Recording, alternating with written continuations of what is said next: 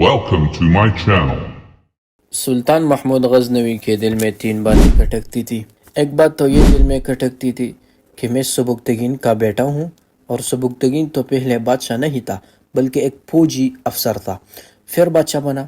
کیا میری نسبت صحیح ہے یا کچھ اور ہے؟ دوسری بات یہ دل میں کھٹکتی تھی کہ دین کے مختلف شعبے ہیں، لیکن سب سے افضل اور بہترین شعبہ کون سا ہے؟ تیسری بات دل میں کھٹکتی تھی کہ مجھے بڑے عرصے سے نبی علیہ السلام کی زیارت نصیب نہیں ہوئی۔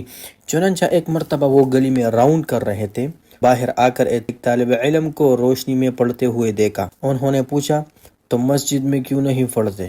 کہ مسجدوں کے اندر روشنی کا انتظام نہیں ہے، یہ ایک بندے کے گھر کے باہر روشنی جل رہی ہے، اس لیے میں یہاں آ کر بیٹھ کر مطالعہ کر رہا ہوں۔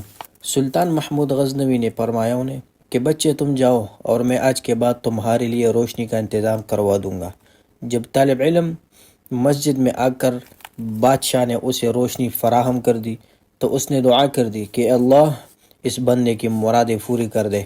چنانچہ جب سلطان محمود غزنوی گھر آئے تو ان کو نبی علیہ السلام کی زیارت نصیب ہوئی، اور آپ صلی اللہ علیہ وسلم نے ارشاد فرمایا، اے سبکتگین کے بیٹے، تو نے میرے وارث کی عزت کی، اللہ تجھے دنیا اور آخرت میں عزت عطا فرمائے۔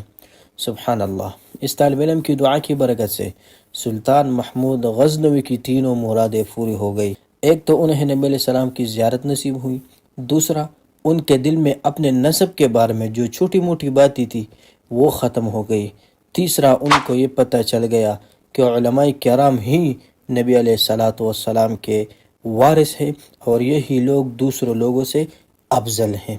امید کرتا ہوں کہ آپ سب لوگوں کو ہماری یہ ویڈیو پسند آئی ہوگی۔ اسے مزید تاریخی واقعات سننے کے لیے اور اچھے اقوال زرین دیکھنے کے لیے ہمارے یوٹیوب چینل کو سبسکرائب کریں، اور ساتھ میں بیل کا بٹن بھی دبائیں تاکہ ہمارے آنے والی نئی ویڈیو آپ کو بآسانی پہنچ سکے۔